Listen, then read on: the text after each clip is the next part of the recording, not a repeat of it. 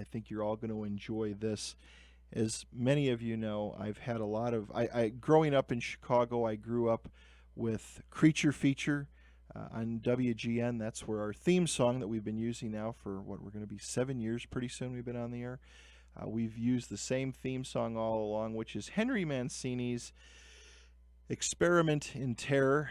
And that is overlaid by WGN's Marty McNeely with some voice stuff on there. And I remember growing up as a kid watching Creature Feature, being scared, standing around the hallway watching the movies and tucking back when I was kind of afraid. And remember in the spring and winter time and in the fall, on those rainy Saturday cold afternoons, watching Thing Theater on on a UHF channel. There was a lot of different stuff. The days of the horror hosts are kind of gone. There's not many left around. Of course, probably one of the most famous one that's been on the longest running is Rich Cause, who is son of Sven Gulli. He does his show on MeTV, which can be seen all over the country through cable networks, satellite networks, and here even in Salt Lake is on digital television from 8 o'clock until 11 p.m. And kind of adds that fun to the shows. Takes those old movies and makes them not so serious. We've had some of the other old-time horror hosts like Count Gord the Val. We've had him on the show, and Mr. Lobo. And I came across this next lady, and we're going to have her and her cohort on. Our next guest is Janet Decay and Grimm Gorri are going to be joining us. Straight out of Cleveland, Janet Decay and Grimm Gorri have joined forces to host their own web show, The Mummy and the Monkey, in order to continue a local tradition that spans over 50 years. Influenced by local greats like Goulardi, Superhost, Big Chuck and Little John, as well as nationally syndicated shows such as Elvira and Mystery Science Theater 3000, they strive to deliver wacky comedy bits and screen cheesy B-movies. You can check out their website at www.themummyandthemonkey.com. Without any further delay, let's get them both on the air. Janet and Grimm, good evening. Welcome to Fringe Radio and K-Talk Radio. Good evening, Pat. How are you? I am doing great. How are you? Hey, what's awesome. buzzing, cousins? Did you say ghoul evening? Yes, of course. Oh, okay. Well, that's true. This has got to be your time of the year. I mean, this is the time for the old B horror movies. It's Halloween week. Oh, yes. As our Halloween special would say, it is the most spookiest time of the year, and we have been busy little monsters lately. Well, it's an honor to have you both here, and I appreciate you staying up late and giving us some time. How did you both get into this? How did this inspire you to do what you do? And I was looking at your Facebook page today, and I saw that you were at the Cleveland Comic-Con. You want to give us both of you give us a little backstory how you got into doing what you're doing? Okay, ladies first. Go ahead, Janet. Well, we both grew up watching, Big Chuck and Little John, The Ghoul, Superhost, Elvira. So we were just big fans of that whole horror host thing to begin with. And we both got involved with different local productions, and that's how we met up. And we each had our own, creepy character, the Yummy Mummy Janet Decay, and of course, Funky Monkey Grimm Gorri. And I guess the rest is history. I don't know. Do you want to add to this, Grimm? Well, yeah, pretty much you said it all as best as I could say it. Yeah, we were lifelong fans of the horror host genres in Northeast Ohio and the syndicated ones that came through. And just like I would say that the Frankenstein monster is our poster boy because he was brought back to life after he was dead. So we're looking at the horror host genre the same way. We're hoping we can revive it, put some life into it, and bring it back to the way it used to be. Well, and I think that, and I've said this many times when I've had different guests on the show that do what you do. First of all, I want to commend you for what you do because I think today's youth has kind of missed out on this. When I was growing up as a kid, horror movies, while they were scary, today it's just the more gore, the better. And I'm not saying that that's a bad thing, but it seems like the general public just can't get enough. Every movie's got to top the next movie with gore. And back in the old days, having Son of Svengoolie and Ghoulardi and all these different horror hosts, it kind of took that scary edge off of things. Yeah, they were horror movies; they were scary at the time when we were young, but the horror host kind of made it all okay at the end. And it's kind of an art form that I'm glad to see that you guys are both still doing. I think it's a great thing. Thank you. And actually, what started the name for Mummy and the Monkey, we were at a Halloween event last year in character, and we heard these little kids shout out, "Mummy, Monkey," and I thought, how it's simple, but it's easy to remember. The kids love it. It's fun. Yeah, it is fun, and it's supposed to be fun. It doesn't have to necessarily terrify children and make them scared to death. Yes, and we definitely don't want to do that. We like to try to put together sort of a kid-friendly, G-rated show.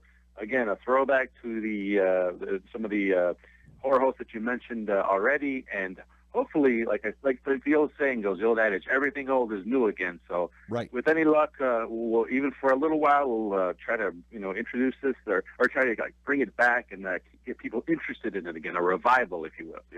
Now, you guys are doing. Are you doing a lot of the Comic Cons? Did you do the Cleveland today? The Cleveland one today? Yeah. Yes, Go ahead, Dan. Tell them what we got coming up. Yeah, pretty much every weekend we've been booked this Haunter's season. And yeah, we were at Cleveland Comic Con today, and that was a lot of fun. And I believe it's November 7th and 8th, we were invited to Akron Comic Con. And the biggie, the granddaddy year, of them all is, Ghoulardi Fest this weekend, coming up Halloween weekend. Really? Tell me about now, Ghoulardi. Is he still? I honestly don't know. Is he still alive and kicking? Okay, I can answer this one for you. Ernie Anderson was the guy who played Ghoulardi from 1963 to 1966 in Cleveland, Ohio. He went on to be the voice of ABC. He was a friend of Tim Conway's, and he got him to get out there. And he was the guy that would be on ABC in the 70s and the 80s going, "And now tonight on the Love Boat, and then on 2020." That was Ernie Anderson, the voice of ABC for a long time. But he did pass away in, I believe, 1997, around that time. And he is no longer with us. But his son, Paul Anderson, is a huge director in Hollywood. He did Magnolia and a bunch of other movies. So, his legacy still lives on, even in Hollywood. Interesting. Yeah. Is there's again, now you're a little bit more closer to it than I am, but realistically there's just not a lot of what you guys are doing. I know that Dick Diesel, Count Gore Duvall in the DC area, I know he's doing something, although I haven't seen much activity out of him. And Eric Lobo, Mr. Lobo, moved to Pennsylvania to be a little bit more close and do different things out there. But it's a dying thing. There's just not many of you left anymore. Well, there are, but it seems to be more of an underground thing. There seems to be, like, every region has their own horror host. There's some in Southern Ohio and Dayton. There's Count Gore, over in that area. Misty Brew is out in Kansas City. So it'd be nice to see. Well, tell them about the Horror Hound, the induction ceremony, and that whole group of guys. The Horror Hound. Good idea, Grimm. Yeah. Horror Hound is a horror themed convention. They do it once in Cincinnati in the spring, and then once in Indianapolis in the fall. But every spring at the Cincinnati show, they do the Horror Host Hall of Fame, and I actually got to induct Misty Brew. She won an award.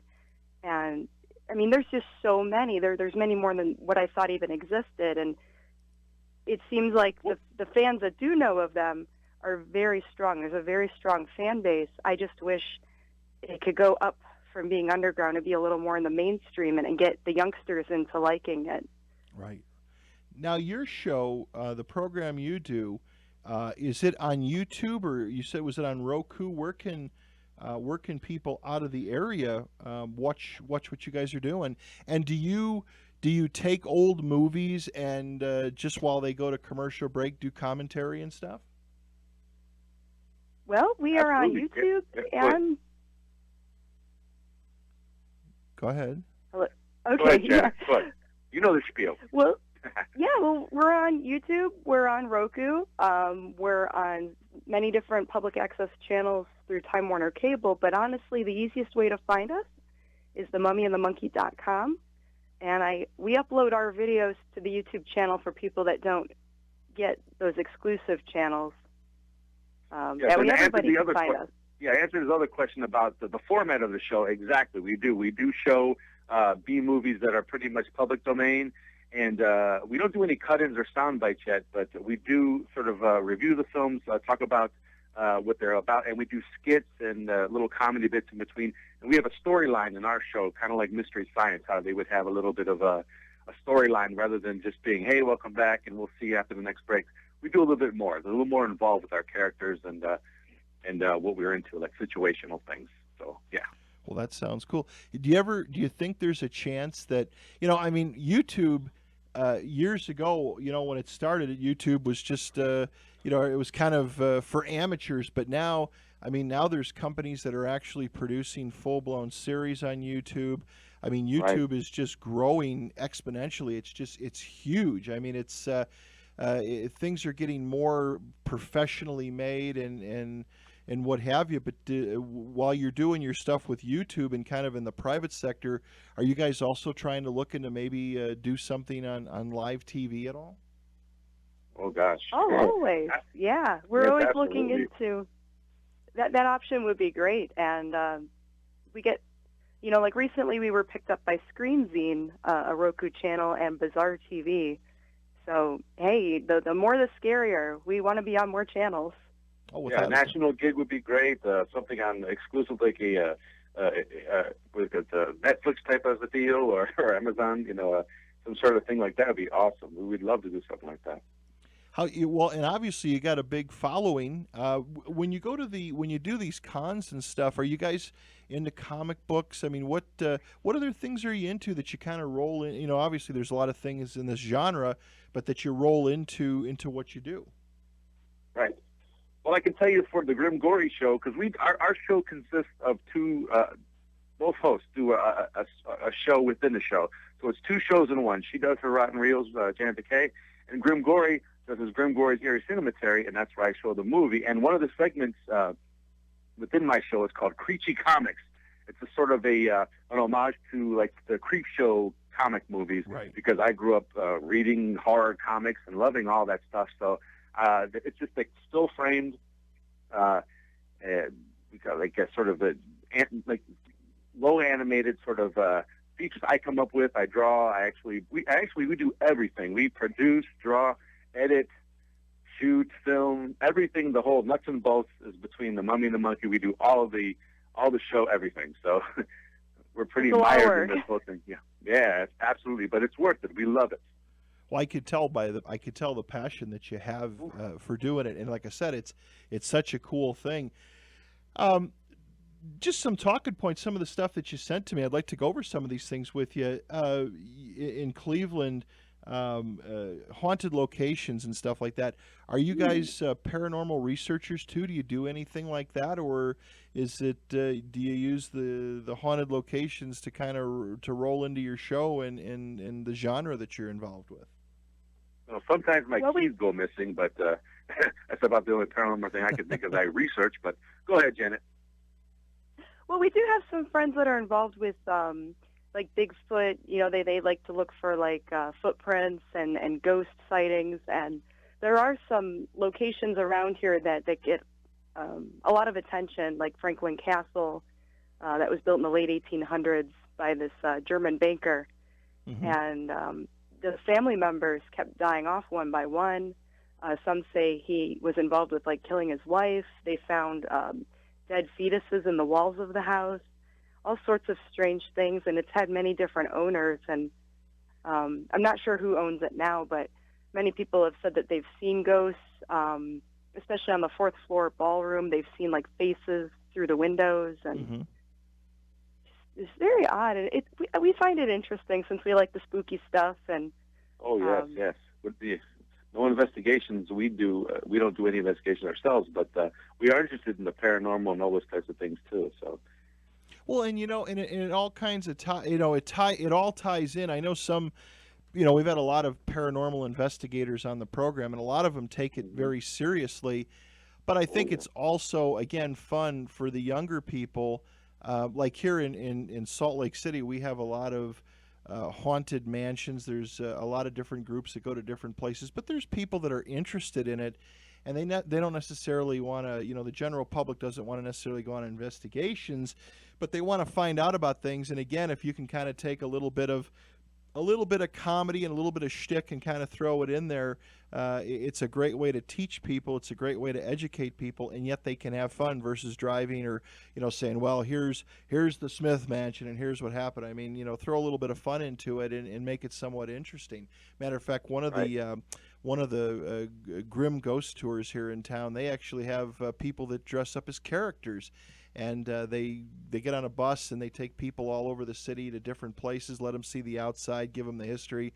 But they do skits and stuff like that, and it just makes for a real fun night, just like what you guys do. It makes those old movies just a little bit more fun. That's a great idea. Yeah. That is a great idea. That's cool.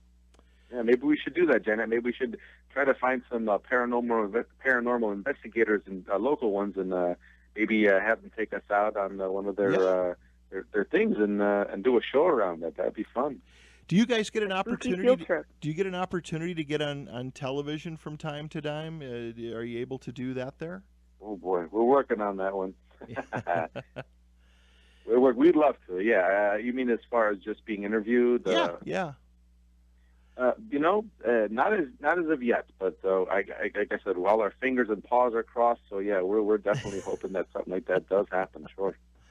Well, again, go ahead. Oh, sorry. Yeah, there are some things in the works, and we ran into some interesting people today, and we're working on some new projects. So, mummy's the word for now on that. But so, how do you guys? Let me ask you, how do you like the Comic-Con thing has just exploded. Of course, the San Diego one was the big one, and I think it still is the granddaddy of them all. Here in Salt Lake City, I've been involved with Comic-Con Salt Lake. It started a few years ago. This year, the show that they just had a couple of weeks ago, 140,000 tickets, 140,000 people put through the door. It was absolutely insane. These cons are going crazy. I think it's great because I think it lets us bring out the young kid in all of us. It's just amazing with the costumes and the cosplay and the panels and discussions. Do you think the cons are a good thing? I mean, is it kind of? I assume it's got to help you guys out to get your name out there. But I think it gives people the opportunity to kind of express themselves a little bit and not have to look over their shoulder where somebody thinks they're weird. You can go there any way you want. Right. These appearances, it definitely does help. And with the Comic-Cons, you get people of all ages, Right, yeah. Everybody's dressed up. Yeah, Janet's been to quite a few different kinds. You went to like Dragon Con or Ohio Con. There's other than just the Comic-Con based ones, but and horror ones, but also anime based ones and other cosplay type venues as well. So yeah, it does definitely give people a way to express themselves, maybe like they've never had before. And cons have been around since I believe the late '60s. Right. Conventions. It's incredible how far they go back, but how far they've come since then. And comics have very little to do with any Comic-Con anymore. It's more entertainment and, like you said, expressing yourself through character cosplay or whatever. Right. Have you guys ever thought about, Janet or Grimm, have you ever thought about maybe looking into a comic book at all about yourself? Ooh, interesting. Ooh. Yes. You say that, yes. I also know there's a great comic book artist who's interested in doing something like that as we speak, and definitely would have something out, be like a one-shot type of deal that we could sell at our table or give away as prizes here and there. But yes, we would definitely love to do a comic, and if it caught on, to do something bi-monthly or whatever, we'd love that. Sure. Yeah, it's definitely something that's been talked about, and it would definitely take more of a fantasy angle and do things we really can't afford to do with our a budget where we definitely spare no expense. Right. Now with what you're doing, of course you went to the Cleveland Comic-Con or the Cleveland Con today. Something that we don't have out here, or I'm not aware of. Are there a lot of horror-only genre cons out there?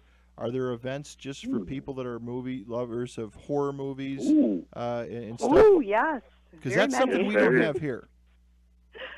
Go Oh, you ahead. don't This have is any all like you, that over Janet. there? No, we've got a gaming con, and Comic Con. Actually, Comic Con here is broken up into two events.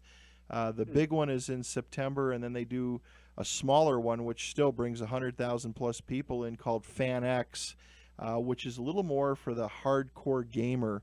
But we don't, there's a little bit of horror there, but not much at all. And that's something I think that we need out here in our area, because I've heard of them, but I've never seen one. Ooh, well, Oh yeah, there there's is. a lot of them in Ohio, the Midwest. We'll Horror talk Hound about the big Weekend. one that we talk about. Our favorite, Janet. Oh, our most favorite of all is Cinema Wasteland, and it's pretty much it's a film festival devoted to independent horror films, exploitation movies. It's like a Happens twice dealer's a year. room and a film festival with one giant party for Wow. the whole weekend. Now, do you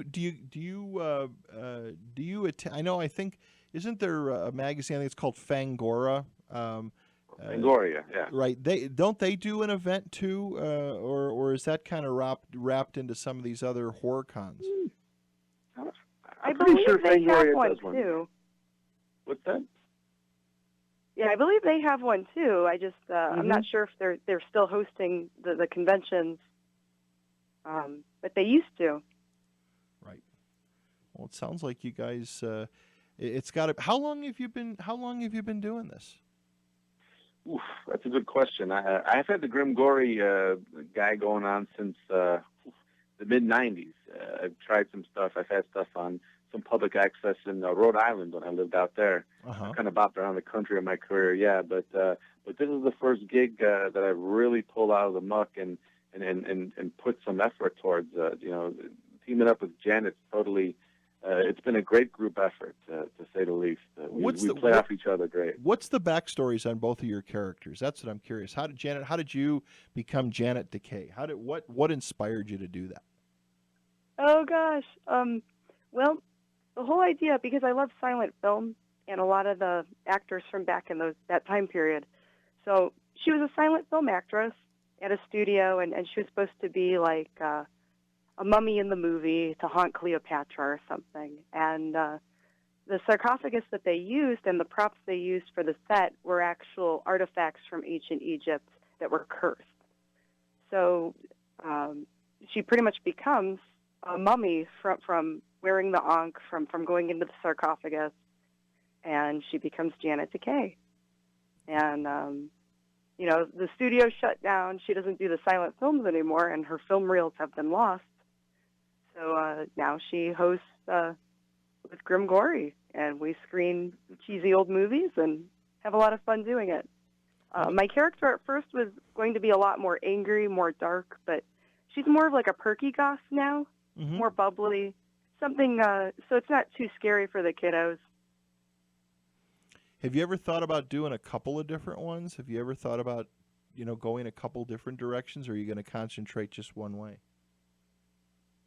Well, Janet does a lot of acting on the side. She's been in other movies as well, as far as that goes. Right. Before I started doing the hosting thing, I've been in independent films and have done pinup modeling and helped behind the scenes with costumes and makeup. So yes, and I've just done pinup sort of modeling. So. Well, that's really cool. No, how I'm about not. you, Grimm? How did your character come up? Well, Grimm's backstory is explained in the beginning of every episode of the Eerie Cemetery on The Mummy and the Monkey, but I'll give it to you right quick. It's I took a note out of J.J. Abrams' book a little bit and sort of rewriting history in my own way. But Grimm Gorri's character was, he's just always been who he was, this chimpanzee-type character, humanoid, anthropomorphic type of character who auditioned to be Cleveland's first horror host in 1958, before Mad Daddy, before Ghoulardi, and didn't happen. The studio shut down. The show was shelved, and Grimm Gorri just spent his years in the shadows, sort of doing whatever, setting the river on fire over here, the Cuyahoga River, by accident, all kinds of crazy stuff. But then with the advent of the internet, hey, anyone can have a show. So he came out of the shadows, joined up with Janet Decay, and boom, here we are doing our own show. So Oh, no, that's pretty cool. much Grimm's backstory, yeah. No, that's cool. And again, what a lot of people don't understand is doing that type of stuff to do it. Whether people do podcasts or whether people are doing what you're doing or making films. I mean, it's a lot of work. It's a lot of dedication, a lot of time, and a lot of your own personal expense. You know that too. It's definitely when you try to do a show and produce it, write it, whatever it takes a lot. But if you love doing it, it's worth it. That's how we look at it. Well, and I can tell I've watched some of your stuff, and I not only did I enjoy it, a lot of fun to watch it, and again, I commend you for keeping this alive because again, there's just not many left. Every now and then, you'll see. I don't have cable or anything, but here in Salt Lake, we've got a couple what they call low power digital stations up on the mountains. Mm-hmm. So there's a handful of stations.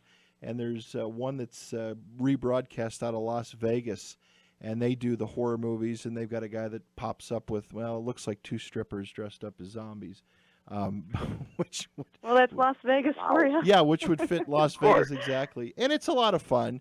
They do some fun things, but again, it's just it's an art form. It really is an art form, and it's lost. And it's just good to see folks like you are continuing to keep it alive and have the passion to keep it alive, because I think unless there's folks like you out there and not trying to make an effort, it'll die. It'll eventually all die off. And again, I think the youth of today, the kids of today, they need to experience it more, because I know it was a huge part of my life growing up. Right. Yeah. And that's exactly what our mission statement is to try our best, our darndest, to let people know again. With fashion, with the other things, it seems like people like to bring back what was. So why not this? Why not horror hosting? Why not movie hosting? However you want to label it, doesn't matter. It's just a matter of you have some interesting hosts or personalities entertaining you, Right. throughout a movie, throughout a show. Who knows where this will go? We may not even end up being horror hosts. It might be something else. Who knows what it'll turn into? But Grimm and Decay, that's what we have going on right now, and we're going to try our best to do what we can with it. But we prefer to do some sort of horror-hosted movie-based show, yes. Now, when do you... Maybe it'll be... Oh, go ahead, Janet. Oh, sorry, maybe it'll be considered like trendy or hip to like something retro. Yeah. Hopefully the hipsters will catch on. Now, when do you guys, when you do your show, first of all, do you do it live or do you pre-record and then load it up to YouTube? And when does your new show start? Is it a weekly thing, a bi-weekly? Janet, you want to answer some of this? Because I can jump in. Yeah, when you're done. we're trying to keep it a bi-weekly show, and we do have some more episodes in the works, and we just finished our Pumpkin Spice Halloween special. Ooh, yes, pumpkin spice. Pumpkin spice, yeah, and it was Isn't everything debuted. pumpkin spice now? Yeah, because everything's pumpkin spice now, so why can't a Halloween special be? Yeah. Actually, we're so new at getting this together and figuring out how to edit and how to shoot. We don't do anything live as of yet, although we did try our hand at a Google Hangout at one time that went horribly awry due to some people coming in and posting us on some naughty websites somehow. I don't know how they do that. But, yeah, we shut it down quick. But we'd love to get better at that and maybe do some sort of live chats with people, whether they know who we are or not. But, yeah, we're shooting for a bi-weekly show because we work regular jobs. And Sure. so we'd only have time to dedicate on weeknights and weekends. And pretty soon, the Mummy and the Monkey will be working a lot closer together. Let's put it that way. And so hopefully we'll be able to get content out a lot sooner. Bi-weekly would be amazing. Sounds If good. we can shoot for that and get that done starting spring next year, we'll be super happy with that. All right, everybody, welcome back to Fringe Radio. Our guests tonight for the final hour, Janet Decay and Grimm, Gorri. Guys, I want to thank you so much for taking time out of your Saturday night to be here with us. Thank you. Are you going to Thanks be a back? lot. Are you going to be back at the Cleveland Con? Is it go on tomorrow again? That particular one is a one-day event, but they also have a Wizard World Comic Con, which will be this winter time, I believe. And we've got Ghoulardi Fest next weekend. Tell me about That's three whole. That's been going on for a long time, hasn't it? Oh yeah, since the late '90s, they've been doing Gorri Fest. It's put on by Ron Garstick is the promoter, and Big Chuck and Little John, the two horror hosts that have been doing their show for 30 years here in Cleveland, they host it, and all kind of Cleveland personalities are there. They have special guests, things like that. Tim Conway was there a couple of years ago, so yeah, it's a pretty great venue for Cleveland nostalgia. So they're keeping the dream alive for sure. Looking at your talking points, Janet, and things you guys wanted to go over, what are your favorite scary movie? Let's talk about that a little bit. What do you guys both like? What does it for you? Go ahead, Jay. See, it's hard to pick one favorite in particular, but I love the original Universal Dracula with Bela Lugosi. Oh, me too. And yeah, you can't top that. And then I guess if I would go with like a scary, like gory movie, Texas Chainsaw Massacre. That movie freaks me out. You that's a good you one. like the old Frankenstein movies? Of course, I love yes. those too. Any Universal monster stuff's great. One of the newer contemporary movies I'm digging a lot is that Trick or Treat movie. That's a great newer one. It's an homage to the '70s movies and of horror movies, but I'm not sure if you've seen that one yet. No, I haven't. I do like horror movies. I usually in the summer and everything, just with my I got my day jobs and everything, and then trying to keep doing the show. I don't get much time, but once we roll the clocks back and it's dark at 5 o'clock at night, we got a lot of long evenings. It's a great time to watch movies. Yes, absolutely. Yes, I try to watch one a day during the month of October, if not more. But try to squeeze in one scary movie a day, classic, new, it doesn't matter. So Janet, you like the old Bela Lugosi stuff.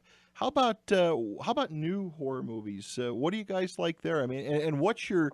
I'll take a quick poll. What's the scariest movie you both have seen? What's the scariest one of them all for you?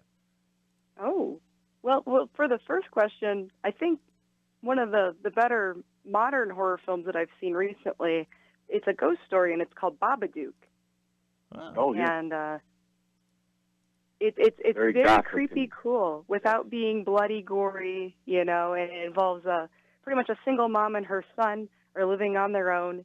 He picks up this weird children's book that was left on their doorstep, and this monster, or this thing, what we think is a monster or a ghost, comes out of this book and is pretty much terrorizing them in their house. Gotcha. Yes, the Babadook. Very good. Yeah, exactly. The Babadook. She explained it perfectly without ruining it, and you definitely have to go check it out. It's definitely a good movie. One of my favorites, semi-contemporary, is like The Exorcist. That movie to this day, oof. Scary for you? Scares the bananas out of me. Oh, gosh. I think that one is really scary. I think I have to agree with Grimm on that one. I think for me, I think the scariest movie to date, and it's still kind of, when I watch it, I still jump, is the original Alien. Oh, yes. Ooh. Yeah, Ridley Scott. I never thought of that movie. one. Yeah. That is creepy. Yeah, it really is. What I found interesting about that movie is that, most movies, when something's going to happen, the music kind of builds and stuff. That movie really has hardly any music at all, and when things pop out and grab you and get you and stuff like that, no music, no warning, no nothing. I know they've done several of the, the sequels have been more action than anything else, fighting aliens. But I think the first one, by far for me, is the way it was shot, the darkness of it, the loneliness of space, being pursued. I think that was it's still my number one favorite. Yeah, definitely. It's definitely an atmospheric, scary movie, boy. That one will scare the banana chips out of you too, I tell you. What about again, one of your other points? What fears do you have in doing what you're doing? Well, Well, Wow. everybody's afraid of something. For Yeah, a little well- while, or go ahead. He's asking what fears do we have in doing what we're doing. I'll tell you, to be honest with you, until you asked that question, never really thought of it. I think we're both just going into this head first and hoping and praying that, and not even because that's the weird thing. I don't think we're just having fun. That is really the truth. We are really having fun, and amazed that anyone's watching it. If one person watches it or a million people, we're just happy to be doing this, and not really fearing anything because we're just doing this for fun. Well, and I think myself, when people do it that way, it's like I've been doing this program. My wife and I started this. It's almost 7 years ago. We feel that for us, it's something we have to do. And a couple of times we've looked at kind of growing the show bigger and syndication and stuff like that, and the fun was taken out of it really quick, and kind of just got back to our roots of having great guests on all different genres, talking about everything from aliens to paranormal researchers to horror movies to growing gardens to whatever. And if it's kind of a passion, and I think you guys hit it on the head. If you do it for your own enjoyment first and don't really care what everybody thinks, because everyone's, it's the old adage, everyone's got an opinion. You got to be happy with yourself and comfortable with yourself first. And if you can do that Right. first, you're always going to get a following and an audience, and it's always going to be fun. The first time it doesn't become fun anymore, that's probably the time when you need to walk away from it. I agree with you wholeheartedly, man. That's exactly what my attitude. I believe both of our attitude is to doing this right now. It's something that we really do have a lot of fun. We get asked to be guests at some of these events. They'll get the table for us. That kind of stuff is just exciting for us and fun, and we really do have a fun time interacting with the people. Some of the stuff you don't see, I wish we could tape everything so you could see how some of these little kids come up to us and they're either afraid of us or fascinated by us, and that right there is priceless. It's great stuff, and when you got someone coming up to you going, "Hey, I like your show," it's very rewarding just to hear that. So. Well, and based on your Facebook page, Janet, you got a lot of followers out there. Yes, it surprises me. Like every day, there's a few more likes on the page. It's like, wow, that's awesome. And recently, a fan made a doll that looks like me. It was like, okay, that's creepy, but it's awesome. And when we go to these events, sometimes we see repeat visitors where we've seen them at other shows, and they come back because they heard we're going to be at the Comic-Con or at Ghoulardi Fest. Right.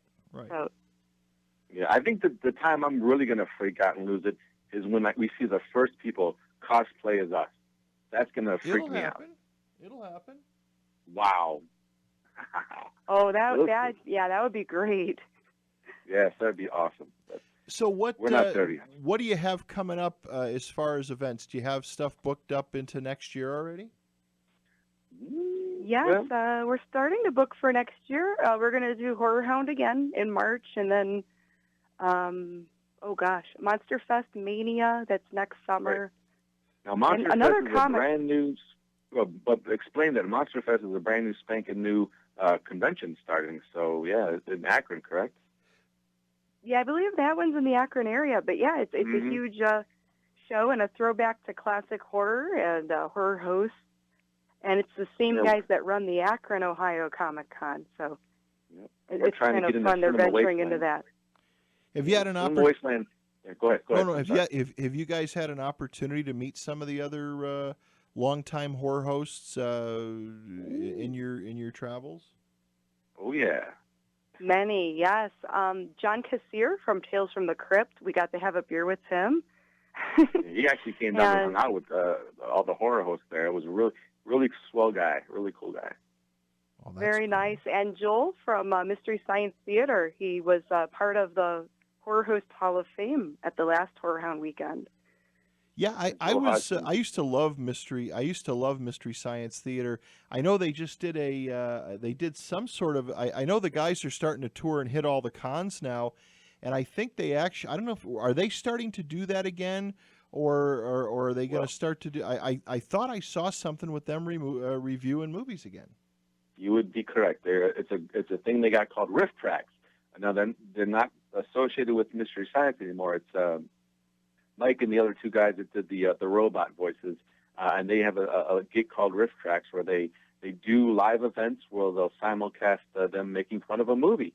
Maybe not in silhouette style. They're usually sort of put off to the side on the split screen every now and then. But we just saw a movie that they put out not too long ago, and they're doing a Christmas event too. Yes, but they're totally doing this still. And I heard that there were some rumblings from Joel at the Horror Hound that they might be bringing back Mystery Science Theater, another version of it. So, but we'll see.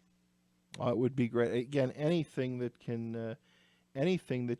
that can be brought back, or again keep this alive. What about new episodes and projects you got? Can you talk about anything coming up or things you've got in the works?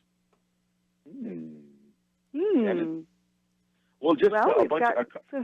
Well, we're going to finish out our first season, with 3 more episodes. Hopefully, they'll be done by the end of before December's out, and then we're going to take a hiatus, work on all our new episodes, and come out in the spring.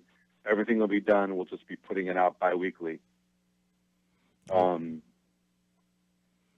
Any other projects? Janet, any other bigger? Any other things you got planned? Specials for the holidays at all?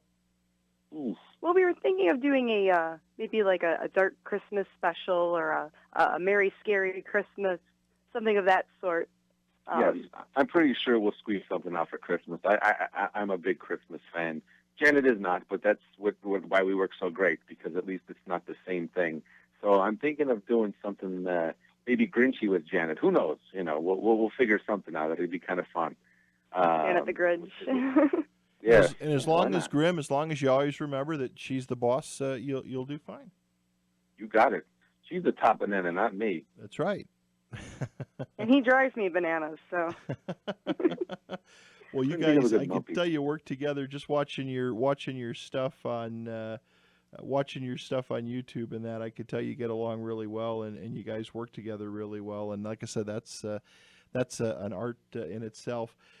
Let's go ahead and plug your websites in that one more time. So it's themummyandthemonkey.com, and now that's where people can go and get links to all your videos, correct? Mm-hmm. Yeah, that's kind of like our central hub. We've got some YouTube links on there. We've got a listing of the different channels we're on, along with our email and Facebook links. So, yeah, I mean, the easiest way to find us, themummyandthemonkey.com. And then, Janet, you have a website of your own, janetdecay.com? Yes, I do. Honestly, I feel bad. I've been neglecting that site, but it is up, and you guys can check out janetdecay.com, along with our Facebook fan pages if you just punch in Janet Decay or Grimm Gorri. There's also a Mummy and the Monkey Facebook group, and whoever wants to join in, come on over. Well, again, that's where I found you, and like I said, I enjoyed watching what I did, and I'm going to continue to follow you guys. And I want to thank you for coming on tonight, taking the time. I know it's late there, and it's been a busy day, I'm sure, but it's been an honor meeting you both, and I hope we can get you back on again. And I'd love to see you if you get a chance, come out to Salt Lake and see the Comic-Con out here, because what you're doing, we need here, even though you're in Cleveland. Your show, through the miracle of the World Wide Web, we can see it anywhere, and I'll do whatever I can do to help you promote it and get more viewers and just drive more people to it, because there's a lot of people that love what you're doing. Again, it's a lost art form, and it's just great that you guys are keeping it alive. Oh, thanks a lot, Pat. And heck, maybe next year we'll be heading out that way. We'll see. Maybe you Salt can Lake City, here we come. Road trip. You can buy me a banana daiquiri. Will do. You got it, man. Yeah. All right, guys. Well, first of all, again, I want to thank you for coming on tonight. And again, have a safe Halloween. Scare the hell out of a few people if you can. And for our listeners, again, go check it out. www.themummyandthemonkey.com. Janet Decay and Grimm Gorri, Have a very blessed weekend. Be safe, and let's stay in touch and get you back on again. Thank You got it. Happy That's right. Halloween. All right. Okay, take care. God bless and good night. Yeah. All right, bye bye. Good Bye-bye. night.